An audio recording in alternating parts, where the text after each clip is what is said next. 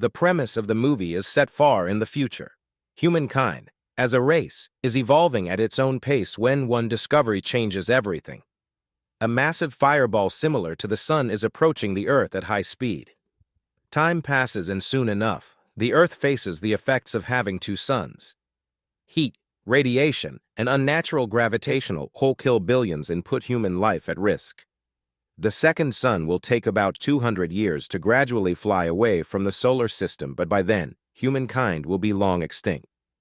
To avoid the worst-case scenario, a group of survivors build a self-sustaining underground city called Ember. Its resources and food supply are predicted to last for 200 years, after which humans will be allowed to return to the surface. However, they can only do so using a very specific path that can be accessed only by using a map. The path is kept a secret to avoid curious people exploring it before the time comes. Meanwhile, the map and the instructions are kept in a locker timed at 200 years. The very first mayor of Ember gets to keep the box, and as time goes by, it is handed down from mayor to mayor.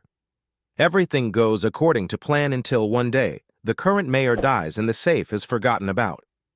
Just like that, 200 years pass, and the box opens on its own, but no one pays attention to its contents and it remains unused inside a closet. The Ember City is powered by a singular generator that is on the verge of breaking down.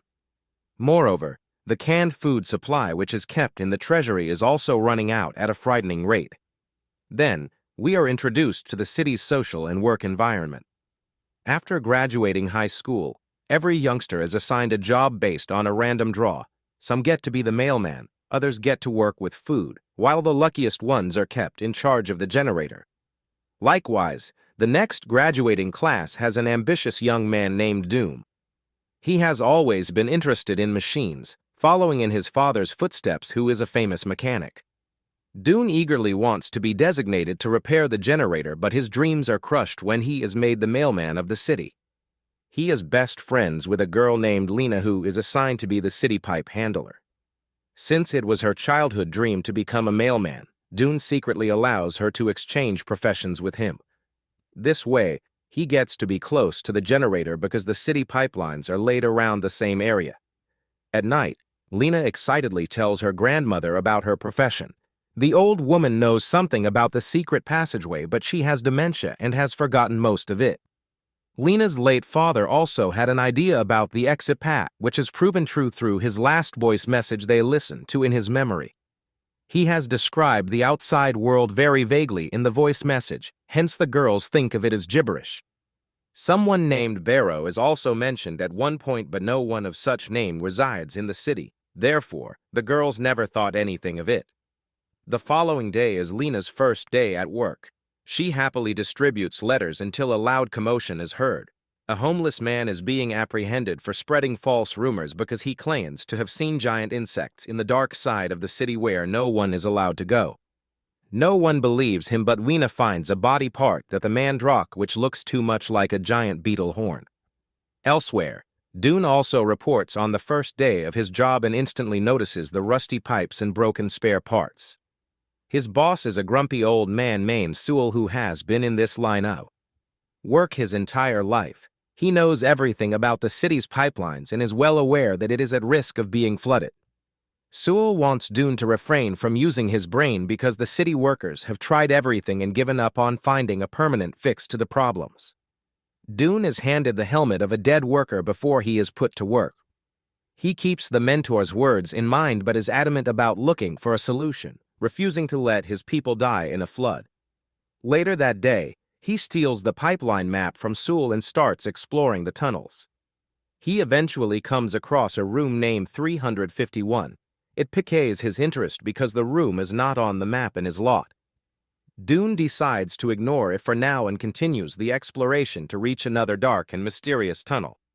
No one knows what it leads to and it is too scary to explore. Walking further, Dune ends up inside the city's food storage unit, which is almost empty. While looking around, he is caught by the food guard Looper. No one in the city likes him because he was previously accused of stealing cans of food but wasn't convicted. Then suddenly, the generator stops working, leaving the city in complete darkness. The engineers do their best to fix it temporarily, but everyone knows it won't work for a long time. After work that night, Lena goes home to her frantic grandmother telling her about a box in the closet. It turns out that her great-grandfather was the mayor who died without passing the safe down. She finally checks the closet to find the years-old safe but doesn't know what to do with it. The next day at work, Lena meets Looper, the infamous guard of the food storage unit. He gives her a letter to hand over to the current mayor. At the mayor's mansion, Lena sees a drawer full of cans and notices the mayor trying to hide it. Her eyes also land on a picture of her great-grandfather where he is holding the box she found in the closet.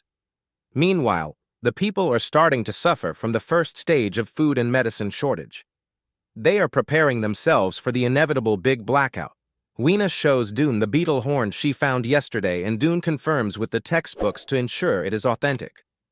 Dune's father is an expert in such things but has no answer to how a beetle can be so big. Moreover, he wants his son to stop being curious about the things outside the city. After the failed meeting with his father, Lena shows Dune the contents of the safe. It has a shiny glass plate, a torn piece of paper, and a bunch of strange markings. They put together the torn page and discover it has the instructions for the way out of the city. It tells them to use the locked door 351 to find the said passage. The duo sneaks into the tunnels to investigate further but is caught by a limping man. He runs away as soon as he sees them and drops many food cans on the way. Dune is shocked because the cans are of the food that the city ran out of a long time ago. Before they investigate further, a gigantic star-nosed mole attacks them and they have to escape through the tunnels. When things calm down a little, Weena notices her father's name written on Dune's helmet, meaning he was the worker who died wearing it. Dune reveals that he drowned while working in the pipelines. Later, Lena returns home and asks her Aunt Wayne about her father's death. Lane discloses that her father was obsessed with finding a way out of the city and had discovered the shortest path. However, he drowned while on the final part of the mission. Lena is shocked at how tragic her father's death was. She is distracted by her thoughts when she notices Looper limping down the street. It reminds her of the person in the tunnels and she quickly goes to tell Dune. The two then finally open the door to room 351 and find it filled with food supplies that the mayor has collected for himself.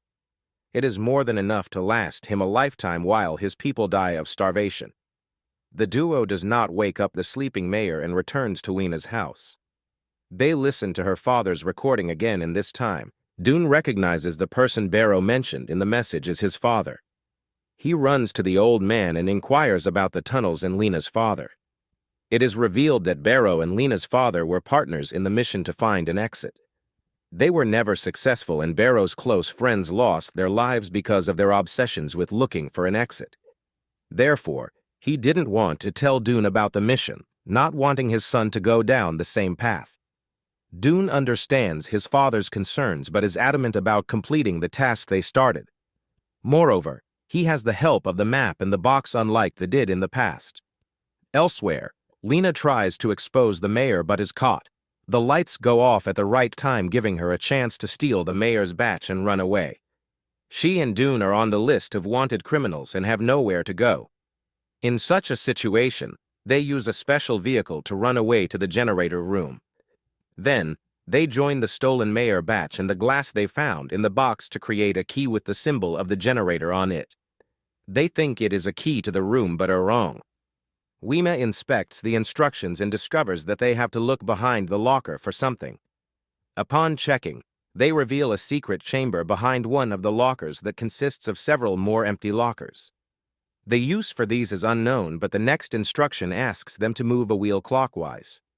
As soon as they do so, the lockers line up and slide into the generator room. The door to the room finally opens and they come face to face with a subterranean river connected to a massive piece of machinery. The locker is not actually used to hold things but was made as a boat to transfer humans to the surface. However, to make it work, they still have to raise the water level above a massive wheel, stopping the river's path. They go through the next instruction, which asks them to enter the emergency control room. The badge finally comes to use as the key and they go into the chamber that has levers and buttons to control the entire machinery. They activate the wheel as the instruction asks them, which causes the water level to rise slowly. However, the plan backfires when the sudden surge of pressure causes the lights in the city to glow brighter and eventually break. The people are even more scared when the pipelines break, putting the city at risk of being flooded. The mayor thinks this is the end and goes to his waterproof chamber to save his life. But karma catches up to him when he is attacked by a giant mole and killed before everyone else. Suddenly, the wheel stops working and the pipeline worker Sul comes to save the day. He fixes the wheel but has to keep on holding a lever for it to continue working. It is an extremely dangerous task, but he recognizes that it is the only way people's lives can be saved. The water level rises immediately after the wheel is fixed and Dune has to reluctantly leave Sul and look for an exit. After that, Dune, Weena, and her little sister sit on the locker boat and a massive wave pushes them above and away from the wheel. The three go down a series of dark and scary tunnels, hoping to be alive when everything is over. They almost give up when they slide down a steep slope, but when they open their eyes again, they find themselves on a pond. A few meters away is a bright door which finally leads them to the surface of the earth. The duo is not as happy as they should be because it is nighttime and they assume the outside is just as dark as the inside. But then, they witness their first sunrise and their eyes sparkle with joy. The land is inhabitable again and they can finally live a fulfilled life. Suddenly, the group notices a bird and follows it to reach a very deep hole. They can see a hint of Ember City from this height, but their voice doesn't reach down below. As the last resort, they tie the map and their message on a rock and throw it inside. Fortunately, Dune's father receives the message and the entirety of the city is saved. Make sure to subscribe and turn on notifications so you don't miss videos like this. Thanks for watching.